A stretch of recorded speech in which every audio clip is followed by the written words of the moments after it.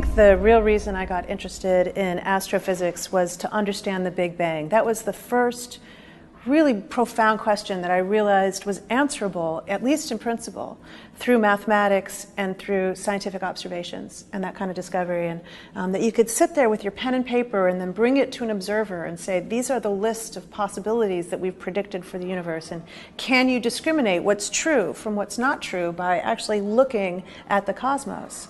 And today, we live in a time where cosmology, the study of the early universe, is very precise in terms of what we know about the very early universe, the first few minutes after the universe began, and what we know about the evolution of the universe since. And we're still surrounded in this bath of light that's left over from the Big Bang. It's cooler now because the universe has been expanding in the 14 billion years since, and it's cooled down, but it's there. It's everywhere around us. And we see galaxies are all moving away from other galaxies. So it's as though the space between them is stretching.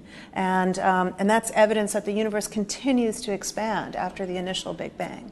And yet there are really profound questions that we can't answer that I study, like what happened in the very first moment, and was there really nothing and then instantaneously something? And when did that happen, and why did that happen? Why did the universe suddenly burst into existence? Or is that story just wrong? Are we just confused about that? Is it really the case that the universe existed, it just looked very different, and a small patch of space itself began to expand and grow and evolve, and that's what we mean by the Big Bang, this moment when a little tiny piece of a greater megaverse or multiverse began to expand into our universe, our observable history.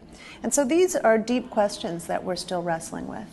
And we don't yet know how to ask for evidence as to which one of these possibilities is true. And I just hope that sometime in my scientific career, in my lifetime, that we'll figure out a way to discriminate between these possibilities by actually looking at the universe that's out there.